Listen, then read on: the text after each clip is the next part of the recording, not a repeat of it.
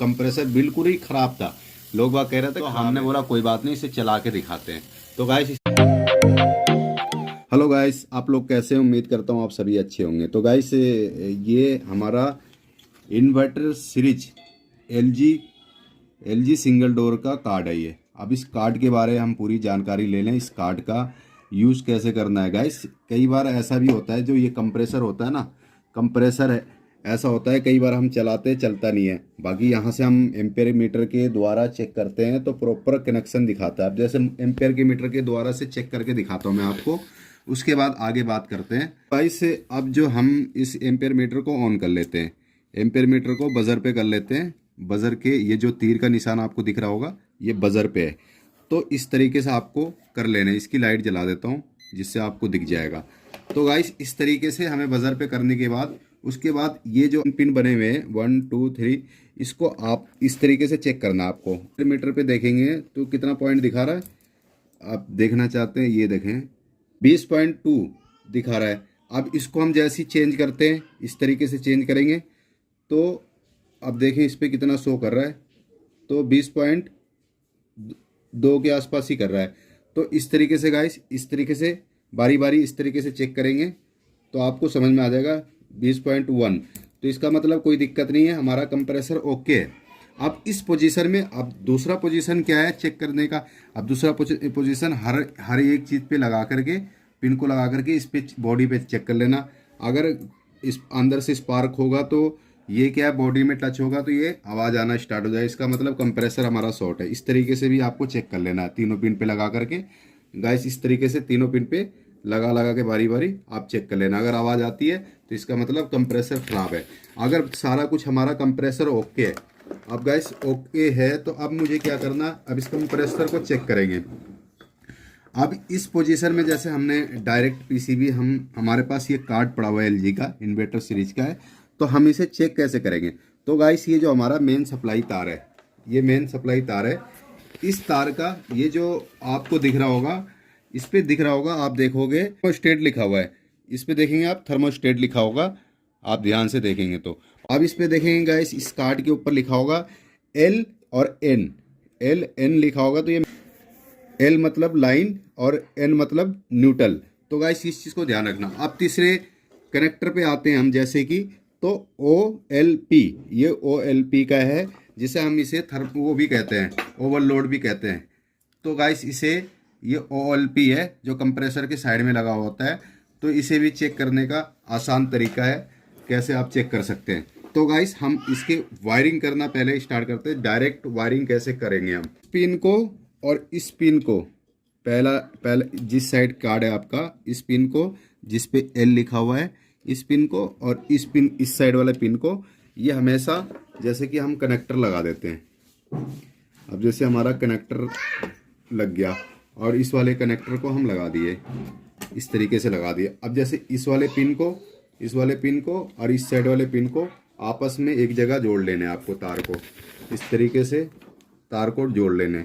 उसके बाद ये इधर वाले पिन का और इस साइड पिन के दोनों आपस में तार ऐसे जोड़ लेने आपको, ठीक है गाइस। अब मेन मसला तो यहाँ पर आता है ना गाइस, कि जैसे कि अब ये कंप्रेसर, इस मेरी पीसीबी भी कार्ड भी बिल्कुल ओके है और कंप्रेसर भी ओके है। अब ये चलता है क्यों नहीं है, तो इसका मेन मकसद मैं आपको बताऊंगा। मेन मकसद चलता क्यों नहीं है। कई बार लोग बात कह देते कंप्रेसर ख़राब हो गया, ख़राब नहीं हुआ है, इसका चलाने का तरीका भी मैं बताऊंगा इसी वीडियो के अंदर में। तो गाइस, अगर आप मेरी वीडियो आप तक पहली दफ़ा पहुंची है तो प्लीज़ मेरी वीडियो को सब्सक्राइब भी कर लें और ऑल का भी बटन दबा दें, जिससे ऐसी वीडियो मैं बना के डालता रहता हूँ, आप तक मेरी वीडियो पहुँच जाए आसानी से। तो गाइस, मुझे करना क्या, अब आते हैं इस तार को जोड़ लेते हैं। इस तार को जोड़ के हम इसे टेप लगा लेंगे। तो गाइस, इस तरीके से मुझे टेप लगा लेने, इस तरीके से टेप लगा के अच्छी तरीके से लगा लें, क्योंकि करंट लगने का डर हो जाएगा।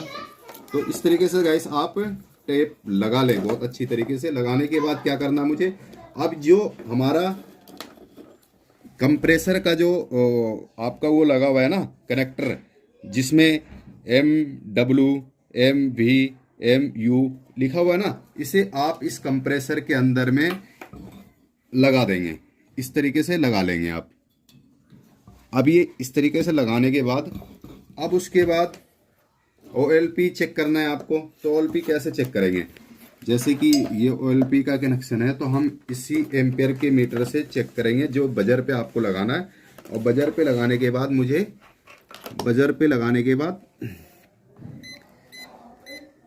बजर पे जैसे लगाएंगे तो ये साउंड का स्पीकर आ रहा है। अब क्या करना है, मुझे इस तरीके से चेक करेंगे तो इसका मतलब हमारी ये सही है, इसमें कोई फॉल्ट नहीं है, ये बिल्कुल ओके है। अब गाइस मैं इस कार्ड को आपको चला के दिखाता हूँ। तो गाइस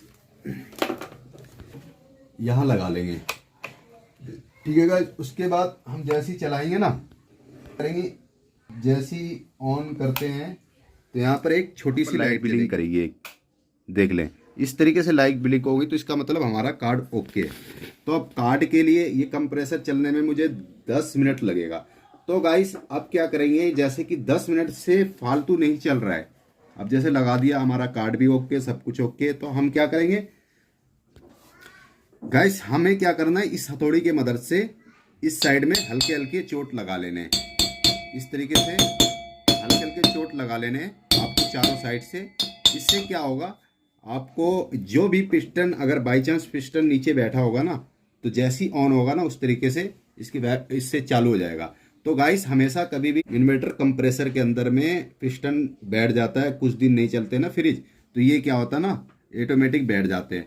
तो इसको हथौड़ी के मदद से आपको चोट लगानी है, जोड़ पे चोट लगा लेना, आप इस तरीके से मार लेना तो आपका कंप्रेसर चल पड़ेगा। तो गाइस हम इसे जब तक चल रहा है कंप्रेसर जब तक, उसके बाद मैं इसे चेक कर लेता हूँ कि हमारी पीसीबी में फॉल्ट तो नहीं है। तो हमें क्या करना है, एम्पेयर मीटर, ये जो अपना एम्पेयर मीटर है इसे 220 वोल्ट पे आपको चेक करना है, ठीक है। एसी पे चेक करना है। एसी का तो पता ही होगा आपको, ये जो इस तरीके से लाइन बनी होती है वो एसी का होता है। तो गाइस अब क्या करेंगे, हम इसे चेक करेंगे मेन सप्लाई पे जो होती है। अब देखेंगे कि हमारी सप्लाई आ रही है नहीं आ रही है, देखें कि जैसे कि सप्लाई आ रही है तो गाइस ये हमारा ओके है। अब यहाँ पर भी आपको चेक करना है कि हमारी सप्लाई आ रही है नहीं आ रही है। तो जैसे देखेंगे तो यहाँ तक की सप्लाई आ रही है तो इसका मतलब हमारा कार्ड बिल्कुल ओके है, कोई दिक्कत नहीं है। अब इसे वेट करना पड़ेगा कि 10 मिनट लगते हैं मैक्सिमम चलने में। तो गाइस बस चलने ही वाला होगा, काफ़ी देर हो गया इसे। तो इस तरीके से हमें चेक कर लेना है, उसके बाद कंप्रेसर का वेट कर लेते हैं, चलने ही वाला होगा बस। तो गाइस जैसे कि देख सकते हैं ये चालू हो गया।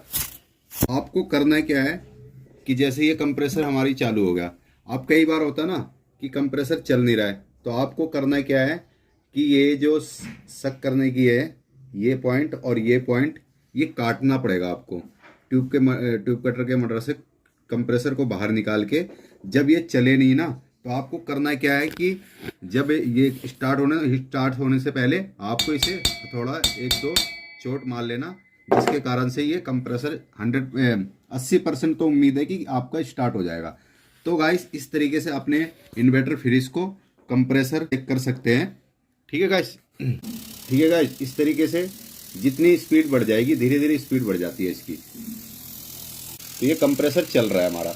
अब पीसीबी देख लें तो हमारा पीसीबी सारा वही कनेक्शन है, ना कि हमने कोई चेंज करा है। अभी ऐसा लग रहा होगा कि आपको चेंज कर दिया, तो ऐसा कुछ भी नहीं है। ये जैसा पीसीबी का कनेक्शन है उसी तरीके से सारा कुछ ओके है। अब यहाँ से देखें तो ये कंप्रेसर चल रहा है अभी इस तरीके से। तो गाइस आप इस तरीके से चेक कर सकते हैं। ये कंप्रेसर मेरे पास मैंने किसी कबाड़े से उठाया था। ये कंप्रेसर बिल्कुल ही ख़राब था, लोग बाग कह रहे थे ख़राब है, तो हमने बोला कोई बात नहीं, इसे चला के दिखाते हैं।